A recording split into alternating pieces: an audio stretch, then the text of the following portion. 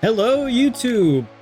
We are about to start doing a reaction video, and please remember to like and subscribe. The creator, maybe go and watch the video on their channel as well. They spend a lot of time making these videos, and I'm spending very little time reviewing them. Without further ado, let's get started. The worst jobs in history.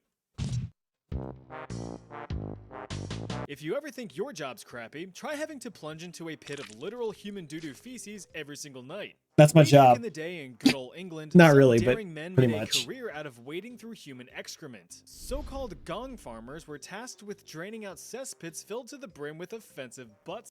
Yep, and these are in our textbooks. So gong farmers are kind of the beginning of wastewater management, really. They go in there and they clean it out prior to sewers to begin with. Slop. The profession had existed for centuries, but it saw its height between the years of 1485 and 1603, Yep. also known as the Tudor period. Oi, I got a shooter for you. Since this was way before What the a joke. invention of the turlet, people were content with just slamming their cheeks down in a public latrine to pinch off a quick loaf. The other problem was the lack of availability of somewhere to go. Towards the end of the 14th century, it's estimated that there was only one public bathroom per 2,000 people. That's Plus, pretty keep awful. in mind that all of that human waste was just piling up in a literal stone-lined hole in the ground, so they Yep. were just dropping logs onto a mountain of timber. Yeah, so we call that a cesspit, or a storage tank. Your septic tank's like that, but it's got a water drain. So The local government, realizing that this horrid threat to public health was fermenting beneath everyone's feet, took action to allow the construction of private outhouses and latrines in residential areas as Yep. a way to disperse the smelly sewage. It didn't work all that well. So with dookie levels rising, help was needed to drain the pits. Enter the gong farmer. The term gong deriving from an Old English term meaning to go. They were also referred to as the much more mysterious and cooler sounding title of nightmen, as the only time Yeah. that they were allowed to Yeah. perform their duties was under the shroud of night, and that really sucked. There were no flashlights, spotlights, or illumination of any kind. You just had to hope that the moon was shining brightly to light your way through the filth. The nightmen would enter these cesspits and drain the contents using buckets and shovels. Excrement was loaded into barrels and carted off to be dumped near the River Thames. right. Don't worry. So interesting thing about that, they would dump it into the river or near the river. But also at this time, we did not use a lot of manure products for our farms. So a lot of human manure was used. The gong farmers would be paid to remove it, and then they might actually sell it to a farmer to put that on the field. It was used as fertilizer Yep, later. see, there you go. Okay, I was a little late. These men would be And not knee-deep, maybe, it was waist definitely deep, used. even neck deep in the stuff, which had its own risks. The first and foremost being asphyxiation. Ugh. Cesspits were often enclosed spaces with little to no ventilation, so the buildup of noxious and toxic gases was a very real threat. Yeah. Although rare, a gong farmer could pass out from a lack of fresh air and drown in the waste. Another risk was poor maintenance. Cesspits were typically So for that one, so I often have to get into systems like that where like we have to clean stuff out. We have to check for different gases. Certain gases are heavier than air, and they sit towards the bottom. So there's a good part of that where it's not lack of fresh air that they succumb to, but they succumb to like H2S or some other gas that has suffocated them while they're down there. There was a story recently, well, I guess not that recently, where a family-run business was cleaning out a grease trap, and one person went in and kind of fainted, and then followed, and it got all three of them. So it's not great. drained as needed, which, depending on the size of the thing, could be up to 2 years between sloppy scoops. Yep. Since these pits just sat there and rotted, it was common for stone walls to collapse in on the farmers while they harvested their crops. Any scrapes or bumps would certainly get infected, which could only lead to a painful death. But these high risks were met with high reward. Since the job was less than desirable, gong farmers made quite a healthy living, about 6 pence a day. Now, I'm not quite sure what that is, and Yeah, I don't know what that is either. But sounds pretty good. Problem is, though, gong farmers perpetually reeked from their labor. So they made extra money, and we do this now too. So you make a lot of money because you're doing the job, or a decent amount of money. They would make some decent amount of money because they're selling it to a farmer or doing something with it. But they would also be able to scrounge through it, and any rings or change or anything that falls out, you get to collect it. And we, at my plant at least, love to consider that our raise. We'll say that we've got a raise today. And so we'll dig through like the wastewater from like septic haulers. Sometimes while we're cleaning certain facilities, we've got like grinders that we'll have to clean. And sometimes we pull out rings. I've got a couple rings from them from that. There's a lot of change that people drop, necklaces, earrings, you name it. And there's a lot of funny stuff too. We've got a whole wall of like Zens, the electric cigarettes. We've got a whole wall of Hot Wheels, dentures, you name it, we find it. And were only permitted to live in certain areas of the city, with most of the public actively avoiding them and, well, treating them like crap. Yeah, well, they didn't wash as much as we do now. Now, if you're looking for a soul-crushing, body-breaking job that pays next to nothing, you're an idiot. But I could recommend that you apply for the occupation of chimney sweep. These services were all the rage in, you guessed it, England's Tudor period. But the job has existed for hundreds of years. Rapid urbanization led to the construction of a lot of buildings, and each one of them suckers needs a source of heat. Got to keep them English toesies nice and warm during the miserable gray winter months until the arrival. See, I don't know much about this, but yeah. So a lot of you have to stay warm. And chimneys were built to meet that demand. You do know how a fireplace works, right? Make fire, fire make heat and smoke go up through chimney and blow out the top.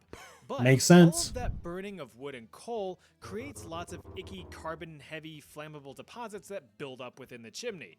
Big problem, because if that's not properly cleared out, then things can just go, and there goes not only your house, but a few neighbors' houses as collateral damage. Hey, that's extra warmth, though. The higher-ups didn't like the risk of their kingdom going. Advance has something for everybody. Whether you spend a ton of money on energy drinks and just want to cut back, Advance mixes saved me almost $350 a month on energy drinks alone. Or you're trying to bulk up and use protein and vitamins, Advance has you covered. Use Cosmic Forever to get 10% off. I'm sorry, what? So they mandated that just roll in? Chimneys must be swept at least 4 times a year or face heavy fines. Thus, the employment of chimney sweeps became critical. The problem, though, is that chimneys at the time weren't exactly designed for human entry and cleaning. Bugger. Most flue networks in the building were grouped together on the roof, but could have. I don't think they're ever really designed for that. Or furnaces. To make matters even worse, regulations shrunk flue sizes down to as little as 9 by 9 inches. This made it nearly impossible for full-grown men to slip through the cracks. The solution? Children. Really young children. Adorable, wide-eyed orphans were yoinked from poor houses and taken on as apprentices called climbing boys, with opportunities to one day grow into master sweepers themselves, if they lived that long. If it wasn't obvious, chimney sweeping was extremely dangerous, especially for the little limber lads. Boys as young as 6 years old were sent up chimneys and told to get scrubbing. The physical dangers were abundant, as several children had died from getting stuck or horribly burned from scaling the scalding bricks. Keep in mind that these fireplaces were almost always in use, so those chimneys were hot and ready like a carry-out pizza. Now, man, that's a dick move. No, don't even like put out your fire for like the hour and a half that he's going to do that. Of burning wood and coal are carcinogenic. So if you're trapped in a confined space just scrub-a-dub-dubbing away while sucking up hits of cancer-causing black powder all day day, things are not going to turn out well for you. But it actually wasn't your lungs that you needed to worry about. No, it was your balls. Scrotal squamous cell carcinoma. I'm sorry, what's hold on. Scrotal squamous cell. Scrotal squamous cell. Scrotal squamous cell. Well, carcinoma. That's a thing. Chimney sweeps carcinoma, or just straight up scrotal cancer, was a death sentence. No, that's an easier one. Something I didn't mention until now was that the young children, as a way to fit easier into the narrow, hot chimneys, often went commando. No shirt, no shoes, no pants. They're braver men than I. The constant exposure to soot and such led to the development of tumors on their nethers. Once developed, they were lucky if they had a few years left. Do I have to blur that? Is that going to be a thing I'm going to have to blur? But damn, that chimney's clean. You've probably heard of the radium girls, young Yep. women of the workforce that would paint luminous numbers and hands onto timepieces in the early 1900s. Well, this is similar. Towards the end of the 19th century, matchmaking was a pretty lucrative business. Not like pairing couples up, but making literal matches. By the late 1800s, there were about 25 matchmaking factories across Great Britain, employing over 4,000 chaps and chapettes. The process, as with most industries at the time, involved working with some nasty chemicals. The flavor of the day here was white phosphorus, an unstable compound nasty that burned stuff fiercely when ignited. You know, perfect for the few seconds that you would need to set something ablaze. On top of being both easily ignitable and violently reactive with oxygen, it had the triple whammy of also being extremely toxic. Of all matchmaking jobs, roughly half were involved in the direct handling of white phosphorus, with over 80% of the phosphorus fingerers being young women. These phosphorus fingerers? I beg your pardon? Matchstick girls. Day in and day out, these women were tasked with packaging the dipped matchsticks, with an entire workforce handling as many as 10 million across a 10-hour shift. I thought the matchstick girls were like, I don't know, I had read a story about like a matchstick girl like burning all her matches to keep warm or something. Like I thought they were little girls employed to sell matchsticks. I was gravely confused. Shift, meeting the demand of the 250 million matches being burned in Britain every single day. Remember that fire is what got people through the day. Need to cook? Fire. Need to keep warm? Fire. Need to see in the dark? Fire. Need to shrink your overhead? Fire. It was the biggest blessing humanity has ever discovered, and you can now summon it out of a little box in your pocket. The obvious problem is that fiddling with all of those fickle phosphorus fumes physically fucked you up. It was very common for both men and women to form phosphoric necrosis of the jaw. The condition, nicknamed Fossy Jaw, developed after that's such a cute name, Fossy Jaw. Fumes. Terrible scenario, though. Simple toothaches, which evolved into complete tooth loss, abscesses, swelling of the gums, and complete necrosis of the jaw. To put it simply, your jaw rotted off. If you did get the jaw rot, there was about a 1 in 5 chance that the rest of your body would be rotting not long after from contracting an even worse condition known as death. In 1888, okay, so if you are in that scenario where things are falling off of you, I'm not sure. I don't think that they're reversible. So death might not have been the worst case. I'd really hate to be alive to watch all of my body rot away. 1,400 matches. That's just me personally, though. Blatant disregard for their safety, decided to strike, demanding better pay, working conditions, and abolition of unfair fines and penalties. The strike lasted for. That girl just got off a 12-hour shift. That's what I look like on on-call week, where I've worked like a full 10-hour and then get called out like 4 hours later for a 6-hour or something like that. Oh God, that lady. 2 weeks Poor before lady. Demands were met and accepted. 20 years later, in 1908, the British House of Commons completely banned the use of toxic white phosphorus in favor of the safer, less toxic red phosphorus, which is what we use in matches today, but not in the match head, on the striking pad. So remember to light one up for the matchstick girls. Nice. A burlap. If you think your job's exhausting, try hauling an entire freaking ship up a river with your bros. These are burlacs, or barge haulers. They hauled barges. Typically dirt-poor peasants just looking for enough coin to eat for a week, these men were tasked with strapping on a strap and using whatever strength they had left in them to pull in ships from the Caspian Sea all the way up the Volga River in the days of the Russian Empire. Since ship traffic was near constant thanks to strong trade, burlaks were in high demand to carefully guide the vessels. Well, at least they were in high demand. Why couldn't the ships just sail up the river, you might ask? Because the Volga flows outward towards the Caspian Sea. Yeah. There were rarely favorable winds to propel a ship up the river, lest you risk beaching your entire ship on the banks.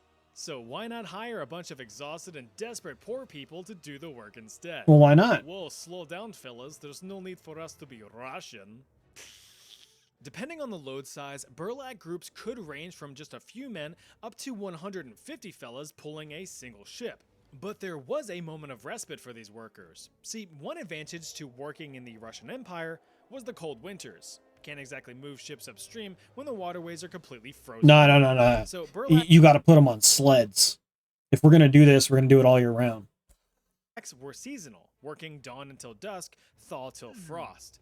But since the combination of being poor and not working meant certain death, the men would pick up odd jobs in the winter to barely scrape by. Hey, I make a duck. Smudge, smudge. At the beginning of the 19th century, it is estimated that about 600,000 burlaks worked in the Russian Empire. But the evolution of ship technology and the invention of the steam-powered ship rendered the job obsolete. By the end of the 19th century, the burlak profession had vanished over the horizon. A snake milker. Now I know what you're thinking, so stop it. This has nothing to do with milking your own snake or giving little pinches to little snake nips, which don't exist. Snakes aren't mammals. The job of a snake milker was to extract their venom from their fangs. He looks cute, right? Think again.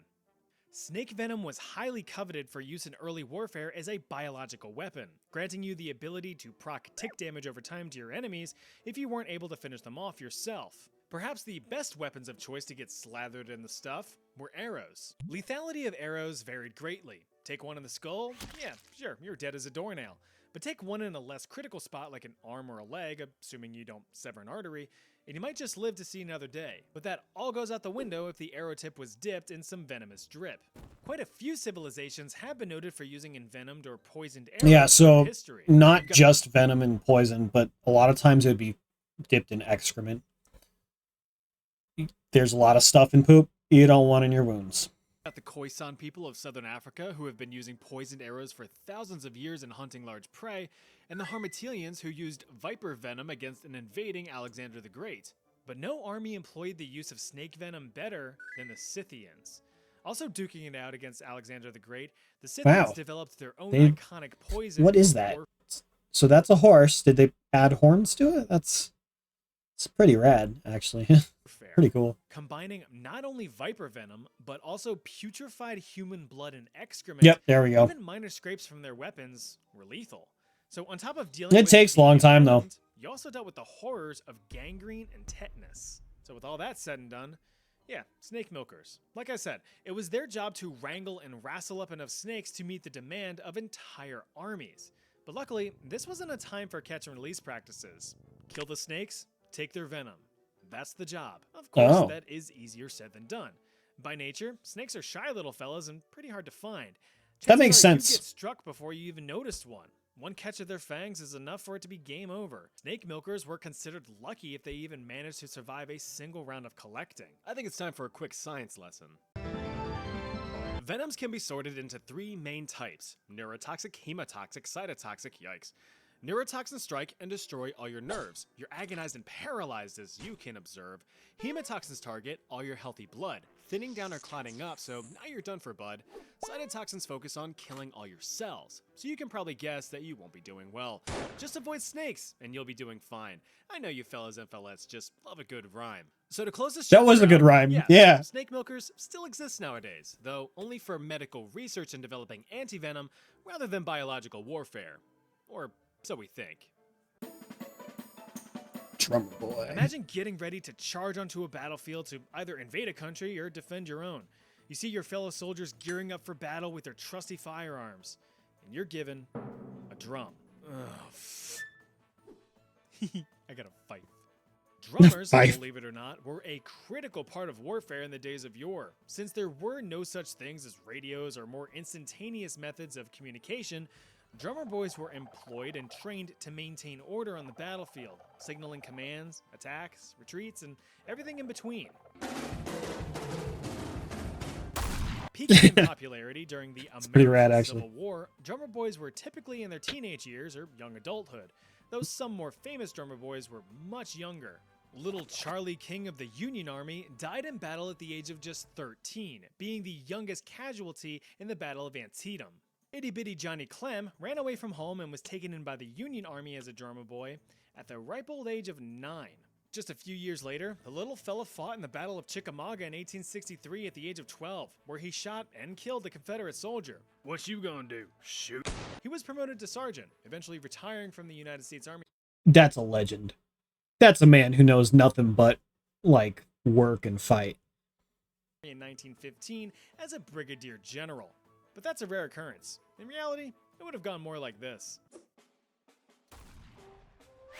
Despite what Yeah. people may think, Yeah. drummer boys did not lead troops into battle. That would be stupid. Instead, they would relay commands from behind soldier lines, though they were still known to be valuable targets. If you break the communication line, you break down the army. Outside of combat, drummer boys had a wealth of other responsibilities, such as carrying messages between units, assisting battlefield surgeons with amputations, carting the wounded off the field, fetching supplies, or burying the dead. Wait, those are all like the worst responsibilities. You gotta run around, you gotta like help cut some stuff and get all bloody and gross. You gotta like help the wounded, which is, it's good. Helps the wounded. You gotta go get stuff for other people. That's always terrible. They always complain. Digging dead, do dishes. Yeah. I don't know if other people had to do that though. They very That might be like a carried group weapons thing. of their own, so if they had to defend themselves in the heat of battle, they were pretty shit out of luck.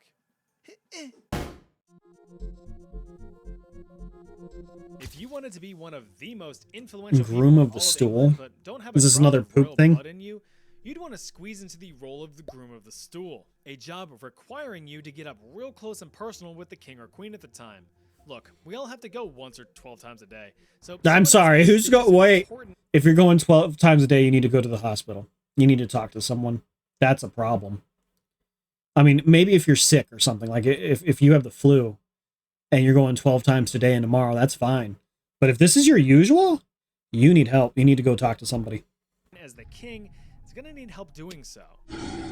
I mean, imagine feeling the sudden urge to blow out your britches, but you have to fight through said britches to accomplish the mission. That's fair. Grooms of the Stool assisted the monarch with any labors regarding biological movements. This included helping the removal of clothing, preparation of the lavish and luxurious royal shipbox, and the removal of the splendiferous solids, but not before their proper examination. Yeah, that's right. Grooms of the Stool were not only tasked with cleaning up the royal slurry, but making sure that the passings were healthy, taking notes of any abnormalities in appearance or frequency. These notes would be passed on to the king's personal physician to diagnose any possible ailments. Well, that's not very helpful, is it? After the log was sent down the river, the groom of the stool would also assist in the cleaning. Yeah, how would you know all that? You'd have to, I mean, I guess they were all about the four humors at the time, so I'm sure they were more focused on like color and smell. But like, yeah, that's a weird one. Cleanup effort, either by handing the king his own personal cleaning cloth or by taking up wiping duties themselves. Now you might think that this job sucked, but it was actually highly coveted and well respected, as grooms of the stool had access to the king outside of the public eye, allowing for valuable private conversations. Commonly high-ranking nobles and politicians, grooms of the stool were known to have influence in many formal rulings, laws, or personal life. So that listen, I guess, like, you're going to listen to the guy who's touching your butt. I'm just going to say, like, that's a sensitive subject. And while your hand's down there, yeah, whatever you want, but you want to build something for your sister? Sure.